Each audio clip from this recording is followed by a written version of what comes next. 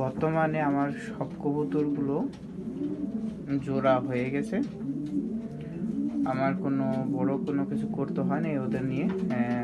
একসাথে ছাড়ার পর ওরা ওদের মন মতন পার্টনার খুঁজে নেওয়া হয়েছে।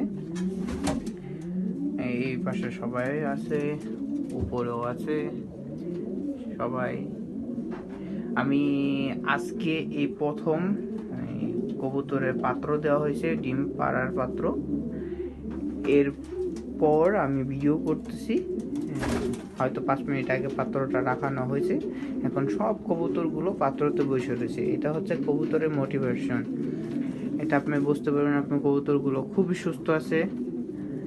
এখানেও সবাই, ওখানে তো পুরাই মজার মধ্যে আছে ওরা।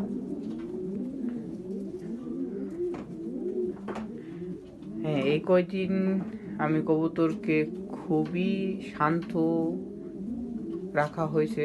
ওদেরকে যেভাবে দেখতেছেন বর্তমানে সেই সিস্টেমে ছিল। এখানে হাঁটা চলাফেরা, উন্মুক্ত জীবন, মানে কোনো বন্দি জীবন রাখি নেই ওদেরকে।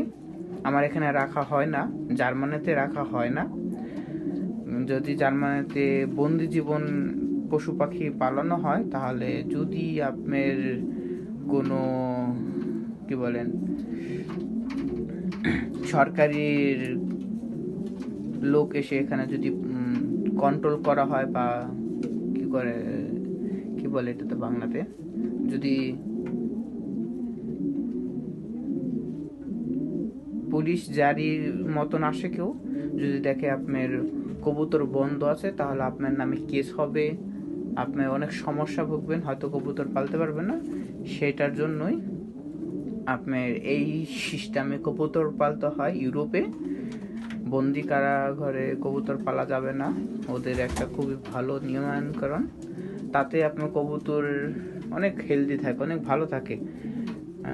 আপনারা অবশ্যই আমার অনেক ভিডিও দেখছেন, সেই ভিডিওতে আমি আর কিছু বলার নেই। এই আর আপনাদেরকে অসংখ্য ধন্যবাদ, যারা যারা এই ভিডিওগুলো দেখেন আমার, তাদেরকে অনেক ধন্যবাদ।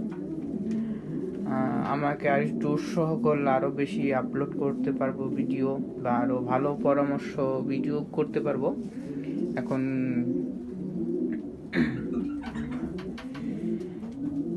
এখানে বর্তমানে ভালোই ঠান্ডা আছে। এই ঠান্ডার জন্য কবুতরগুলো অত গরম না, একটু ঠান্ডা আছে। হয়তো আগামী সপ্তাহে আপনার ওয়েদারটা ভালো হবে, গরম হবে, তখন আরও ভালো থাকবে। কবুতর ডিম হয়তো মেবি আমার কাছে লাগে রবিবারে ডিম পাবো, বা সোমবারে ডিম পাবো কবুতরের কাছ থেকে, এরকম আশা করা যাচ্ছে। কারণ আমার সবসময় এরকম একটা সপ্তাহের ভিতরে আমি ডিম পাই কবুতরের, কিছু কবুতরের। এখন দেখা যাক কি হয়।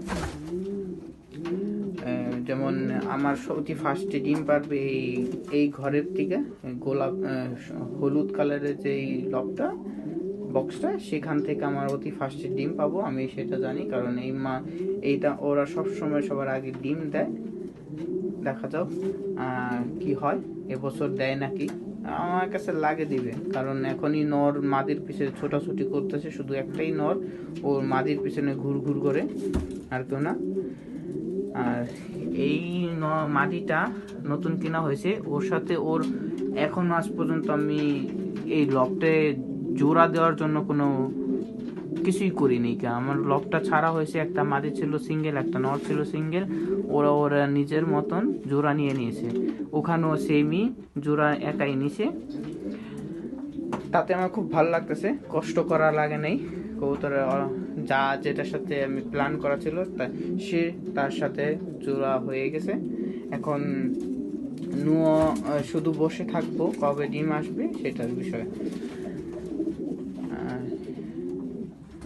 আর যদি আপনাদের ভালো লাগে আমার ভিডিওগুলো, অবশ্যই শেয়ার করবেন, যাতে আরেকজন দেখতে পারে, আরেকজন দেখে হয়তো কিছু থিঙ্কিং নিতে পারে, তার কবুতরের সম্পর্কে একটু ভালো চর্চা করতে পারে। সেটার জন্য আপনারা শেয়ার করে দিতে পারেন। আর আমার জন্য দোয়া করবেন, যাতে আমি ভালো মতন আবার ব্রিডিং করতে পারি। সবাই ভালো থাকবেন, আজকে এই পর্যন্তই। খোদা হাফেজ।